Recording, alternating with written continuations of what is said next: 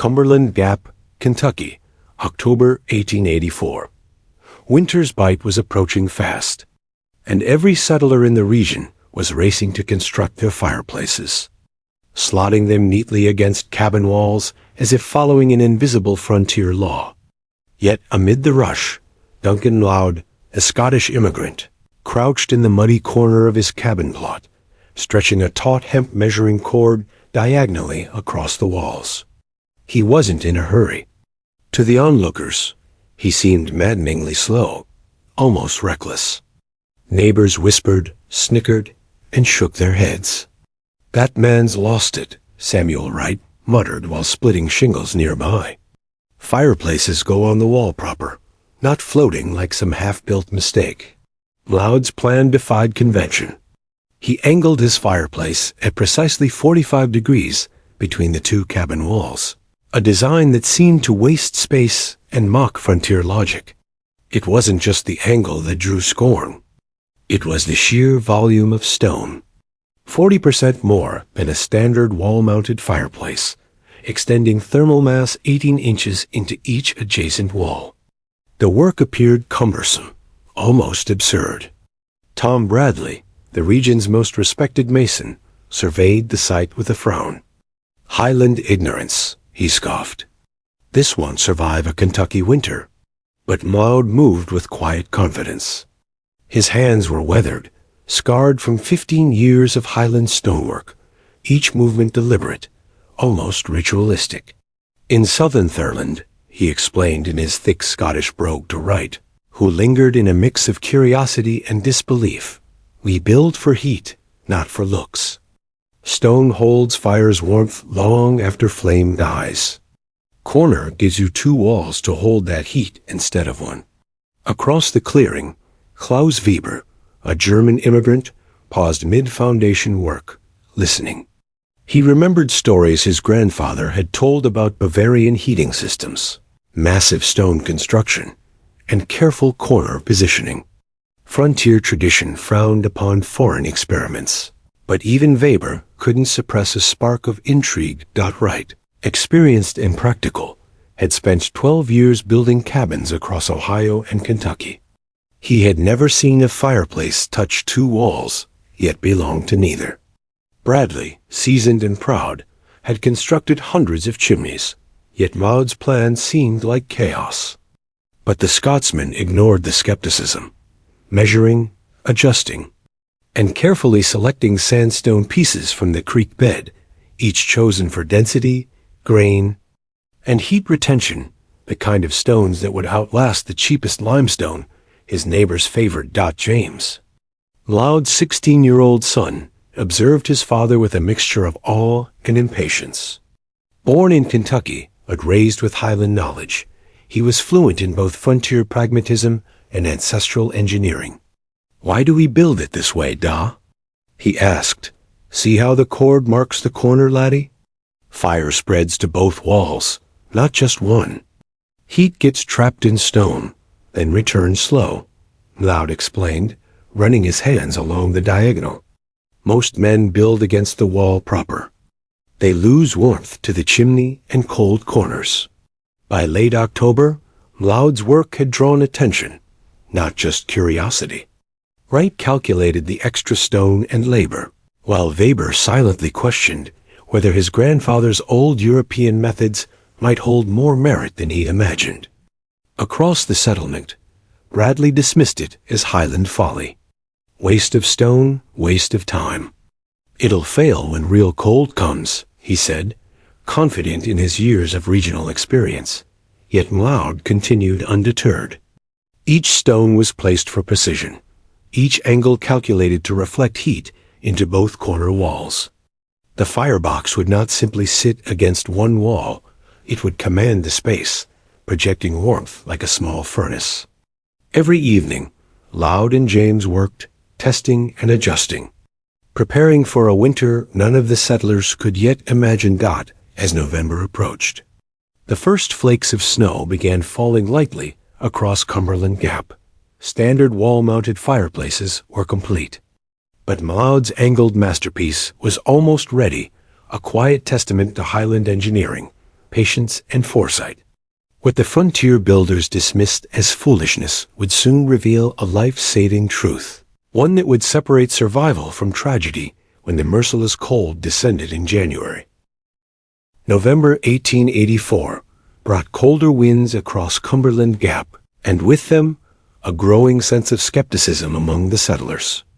Tom Bradley, carrying his level, square, and the confidence earned from decades of masonry, stepped onto M'Leod's construction site. What he saw made his brow furrow deeply. The Scotsman had excavated a massive foundation that stretched 18 inches into each adjacent wall, forming a stone platform that seemed to dominate the cabin's interior. The firebox would angle 22.5 degrees toward the room's center ray, position Bradley had never encountered in 6 years of regional experience. What in the name of reason is this? Bradley muttered to himself, pacing around the fireplace as M'Leod worked. 4,000 pounds of sandstone, 40% more than necessary. And that firebox angled like it's trying to escape the wall. This is madness. Later, at the settlement's informal evening gathering, he confided to Wright and Weber, shaking his head. Highland methods won't survive a Kentucky winter. Everyone builds proper against the wall. This waste of stone. It can't heat worth a damn. Yet M'Leod worked undisturbed, the steady rhythm of his labor almost meditative. Each morning, he and James waded into the creek, selecting sandstone pieces for their density, grain, and ability to store heat. The boy's hands became attuned to the subtleties of weight and texture, learning to judge stones as his father's ancestors had in the Highlands for centuries. While neighbors built standard fireplaces in 3 days, M'Leod spent 2 weeks carefully angling every stone, ensuring the firebox and thermal masses aligned with mathematical precision. Why must it be this exact angle? James asked one afternoon, brushing mud from his boots. See, laddie, M'Leod replied, running a gloved hand along the angled firebox wall. When flame burns, heat strikes both walls at once. Standard fireplace hits one wall poorly, most warmth lost up chimney.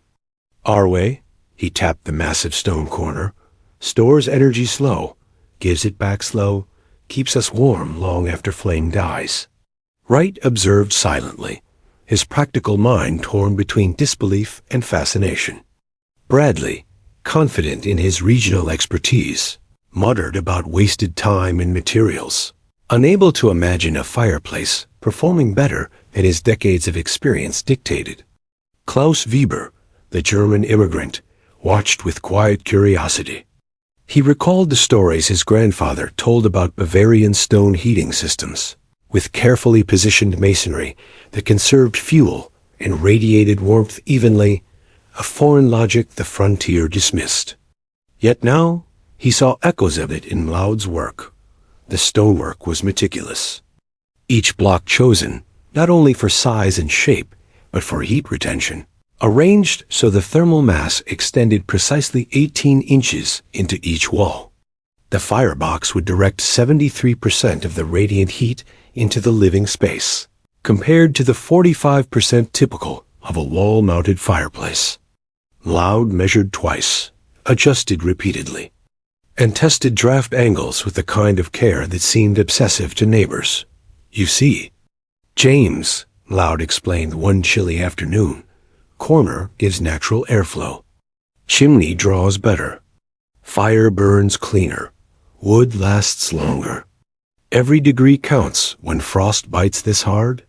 James nodded, eyes wide with understanding and awe as he helped position the stones, each one a piece of Highland wisdom in the making, as settlement's builders grew increasingly vocal. Wright, though practical, began asking about thermal mass calculations and heat retention, realizing the potential advantages. Weber fretted over drafts and smoke, doubting whether the design would work under extended extreme cold. Bradley derided the entire project as overly complicated, requiring precision most settlers couldn't achieve, consuming materials and time the frontier could ill afford. Yet the numbers in Mlaud's meticulous plans told a different story. Physics that promised warmth in ways the standard designs never could dot by mid-November. The fireplace's frame was nearly complete, and the first cold snaps arrived. The settlement's standard designs performed predictably. One wall heated, far corners freezing. Mlaud's cabin remained a curiosity, a silent testament to principles that had evolved over generations of harsh Scottish winters. Every stone placed by his careful hands had a purpose: to store heat in the thermal mass, redirect radiant energy, and circulate warm air via convection currents that no standard wall-mounted design could replicate. Mlaud's son, James, measured temperatures at different points in the cabin, noting readings as high as 22 degrees above the average of the neighbors' interiors. Every observation reinforced the Highland methods: the angle, the mass, the stones, the airflow, it all worked in harmony. Even the most skeptical settlers could not deny that this strange fireplace might just outlast winter itself, and perhaps even save lives when the real cold descended as snowflakes began to dust the clearing in mid-November. Wright muttered under his breath, "Maybe there's more to this Highland madness than I thought." But deep down, the frontier's finest builders still couldn't imagine the full scope of what Mlaud's design would endure in the coming months. By mid-December 1884, the first real tests of the settlers' heating systems began. Cumberland Gap had plunged into persistent cold, the kind that made ordinary fireplaces reveal their inadequacies. Samuel Wright's wall-mounted fireplace, constructed according to 12 years of frontier experience, struggled immediately. Constant feeding was necessary, just to keep interior temperatures above freezing during the coldest nights. By the third week, Wright had burned through 6 cords of split oak and hickory, seeing his winter supply diminish faster than he anticipated. The room closest to his fireplace glowed with heat, but the far corners froze solid. Each night, the family huddled near the hearth, sharing body warmth just to survive. Meanwhile, Duncan Mlaud's cabin, small but efficient, performed with an almost mechanical precision that defied frontier logic. Every evening, he built his fire using only 2 armloads of hardwood, wood that his neighbors would consider barely enough for a single hour of warmth. Yet the corner fireplace, angled precisely 45 degrees and constructed with over 4,000 pounds of selected sandstone, maintained a steady temperature of 68 degrees throughout the cabin. The stone mass retained warmth for 12 hours after the fire had died to coals, providing even heat distribution across the entire space. The physics behind the system were simple but elegant. The angled firebox reflected radiant heat simultaneously into both corner walls, storing energy that standard wall-mounted designs simply could not capture. Klaus Weber noticed the first visible sign of Mlaud's success one frigid morning when temperatures had dropped to 8 degrees below zero. Walking past the cabins, he observed thick ice formations on all windows except Mlaud's. Inside the Scotsman's cabin, glass remained clear, interior temperatures consistent enough to prevent condensation from freezing. Weber mentioned his observation to Tom Bradley, who dismissed it at first as coincidence. But when a particularly brutal cold snap lasted 4 days, even Bradley could not deny the performance. Mlaud's thermal mass system operated according to principles refined over 3 centuries in the Highlands and ancestral knowledge of fuel scarcity and brutal winters. During active burning, the angled firebox acted as a radiant heat engine. The flame's energy was directed into 2 wall masses, absorbing heat slowly into over 4,000 pounds of sandstone. At night, when the fire had long since died, the stone released stored warmth gradually, maintaining comfort throughout the cabin. By Christmas, the results were undeniable. Mlaud had burned exactly 4 cords of firewood to maintain interior temperatures comfortable enough for his family to work in shirt sleeves. Wright, in contrast, had consumed 8 cords and his family endured nights barely reaching 45 degrees. The contrast was stark, a living demonstration of highland efficiency against conventional frontier methods. Weber's hybrid, German-American design fell somewhere in between, consuming 6.5 cords, yet still suffering from extreme temperature disparities. Hot and cold zones plagued his cabin, scorching heat within 3 feet of the hearth and near-freezing conditions in the far corners. Observant neighbors began taking note of the thermal dynamics at play. Loud patiently explained the principles to his son, James, demonstrating the retained heat by pressing a bare hand against the sandstone walls at intervals after the fire had died. Even 8 hours later, the stone radiated noticeable warmth. A tangible proof of energy storage and release in effect Wright's cabin could never replicate. Even Tom Bradley, the region's expert mason, could no longer dismiss the results. During a visit to discuss spring projects, he observed the corner draft creating superior airflow, burning wood more completely, and producing less smoke than his own wall-mounted fireplaces. Though his professional pride prevented him from fully acknowledging it, the data spoke for itself. Reduced wood consumption, even heating, and interior comfort that eliminated the need for constant nighttime fires. Wright, ever practical, realized that his preplanned 12 cords of firewood were excessive, overprepared by nearly 50% thanks to Maud's efficiency. The implications were broader than personal convenience. They challenged deeply held assumptions about frontier construction.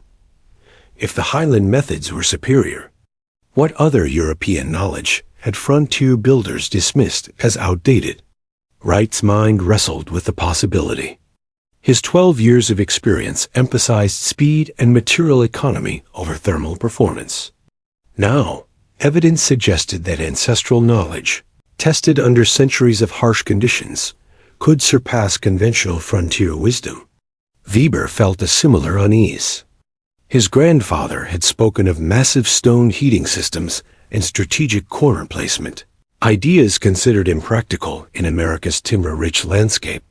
Yet here, in the middle of a punishing Kentucky winter, the old European methods were outperforming every modern design in the settlement. By the end of December, the cold deepened and the differences became life-threateningly obvious. While neighbors' cabins suffered uneven heating and freezing far corners, Loud's corner fireplace maintained even warmth, a sanctuary against the relentless Kentucky chill. Every aspect of his design, from the 45-degree firebox to the 18-inch thermal mass extensions, worked in concert to provide comfort and, more importantly, survival. The stage was set for the coming January crisis, where these differences would become matters of life and death. The new year approached, and the settlement braced itself for the harshest stretch of winter in decades. By early January, temperatures in Cumberland Gap had already dropped into the negative teens, and the settlers began feeling the limits of their traditional fireplace designs. Samuel Wright's wall-mounted fireplace, once a symbol of reliable frontier building, was failing under conditions no one had anticipated. The fire created intense heat within a 3-foot radius of the hearth, but beyond that, the cabin's far corners chilled rapidly, dropping to near-freezing temperatures. Despite burning 3 cords of wood in 10 days, Wright's family endured a daily struggle for warmth. Furniture had begun to disappear into the hearth, sacrificed for survival, and each day brought a creeping sense of desperation. Klaus Weber faced a similar ordeal. His hybrid German-American fireplace, built from limestone and timber framing, could not withstand prolonged extreme cold. Cracks had begun to form in the stone thermal mass, caused by rapid heating and cooling cycles. Smoke frequently backed up into the living space, forcing his pregnant wife, Maria, and their 2 young children to remain within 6 feet of the fireplace to survive. Frostbite began to develop on Maria's fingers, a stark warning of the danger posed by inadequate heating. The cabin's interior barely reached 32 degrees on the coldest nights, requiring layers of blankets and shared body heat to stave off the brutal effects of the sub-zero air. Amid this crisis, Duncan Loud's Highland fireplace performed flawlessly. The angled firebox continued to reflect 73% of radiant heat into both corner wall masses, absorbing thermal energy into the sandstone and distributing warmth evenly throughout the cabin. Even 12 to 14 hours after the fire had burned down to coals, the interior temperature remained between 62 and 68 degrees. Loud's family cooked, worked, and slept in normal clothing, free from the cold that plagued the rest of the settlement. James Malone meticulously recorded temperatures at multiple points inside the cabin, documenting the consistency of the thermal mass system. He noted that even when the fire had long been extinguished, the stone walls radiated heat as steadily as a warm sun. The physics behind it was simple but revolutionary for frontier standards. The angled firebox and extended thermal mass created dual heat storage zones. Capturing energy that standard wall-mounted fireplaces allowed to escape through inefficient radiation and chimney drafts. Convection currents circulated warm air naturally, pulling cold air down and forcing heat upward. A principle his Highland ancestors had mastered over centuries. Observers could no longer deny the efficiency of Loud's methods. Tom Bradley, the expert mason who had dismissed the project, visited to inspect the fireplace in operation. He had expected draft problems and uneven heating, yet the evidence before him contradicted every assumption. The corner design provided superior airflow, complete combustion of fuel, and virtually no smoke accumulation, even with 14 people occupying the space. Bradley's professional pride wavered as he recognized that the Highland methods, primitive in appearance, demonstrated fundamental thermodynamic principles he had never encountered in his 6 years of regional masonry experience. Meanwhile, Wright reluctantly acknowledged that the efficiency of Loud's design rendered his own preparations excessive. His family's allocation of 12 cords of wood was now nearly 50% more than necessary if he had adopted the Highland thermal system. This realization caused a mixture of admiration and frustration. The system was undeniably superior, but it challenged deeply ingrained frontier beliefs that American methods automatically outperformed European traditions. Wright began asking detailed technical questions about thermal mass, heat retention, and draft calculations. Determined to understand the principles behind Loud's success, even Klaus Weber, initially skeptical, recognized that his grandfather's stories of European masonry heating systems had a foundation in practical science.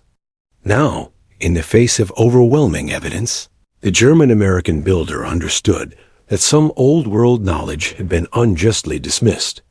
As the cold intensified, the settlement's survival hinged on lessons from Scotland rather than purely American innovation. Families endured constant temperature fluctuations, exhaustion from active fire maintenance, and the stress of potential frostbite, while Loud's cabin remained a model of warmth and stability. By the end of this week, the differences between standard and Highland designs became starkly apparent.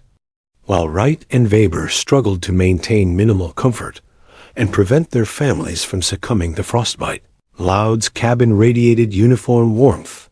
Every stone placed, every angle measured, every principle learned from centuries of Highland winters was validated.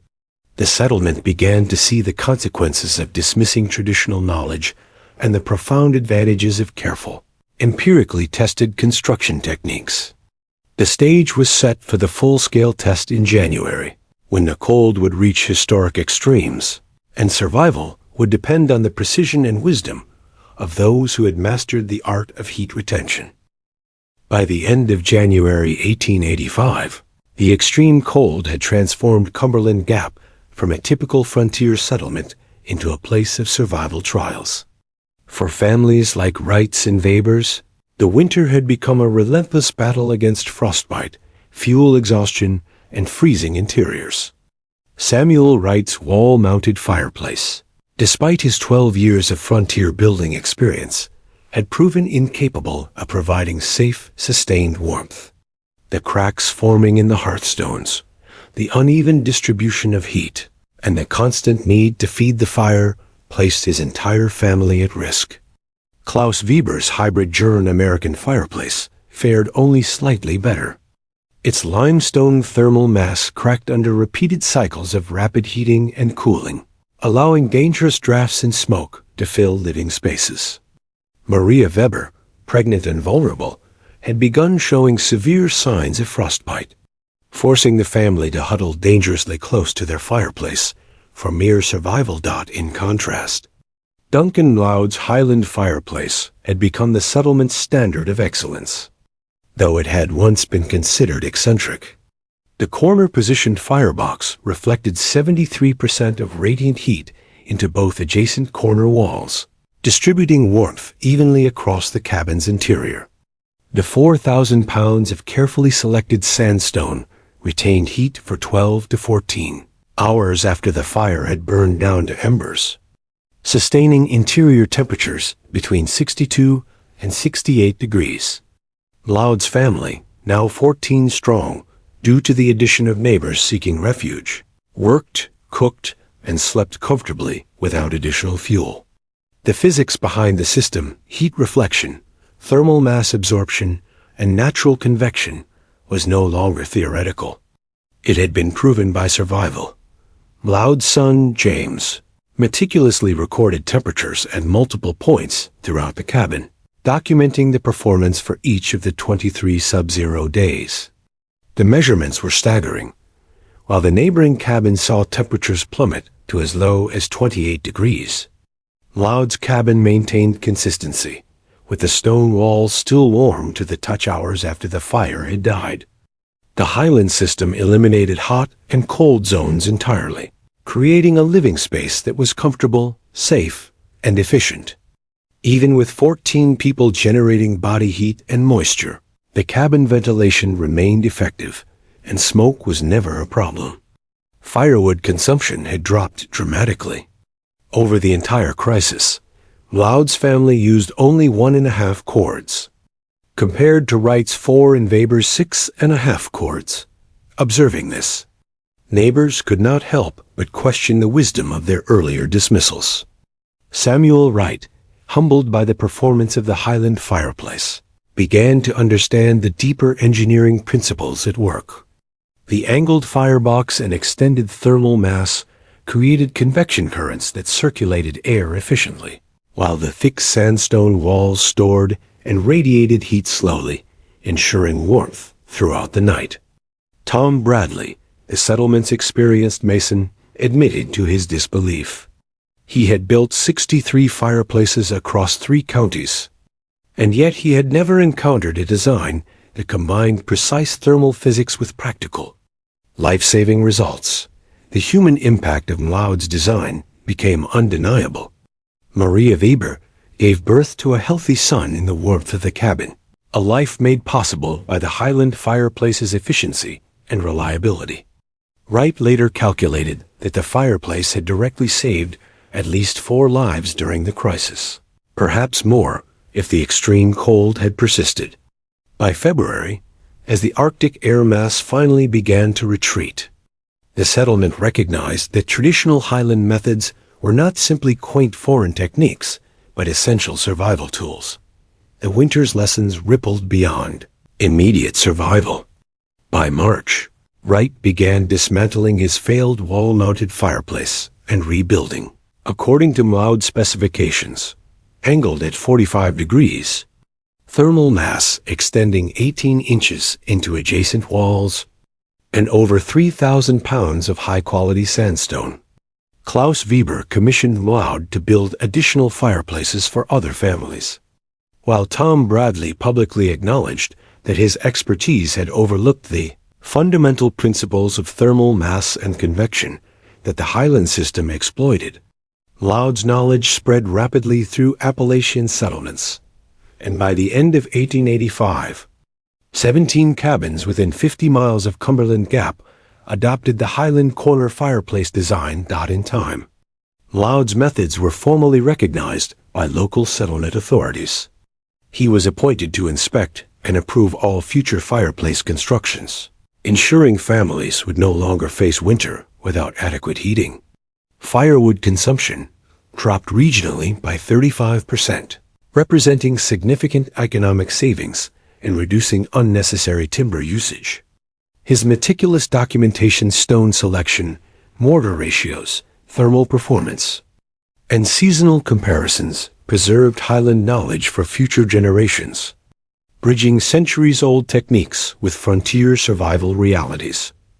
Archaeological evidence at Loud's original site still exists today, preserved by the Kentucky Historical Society.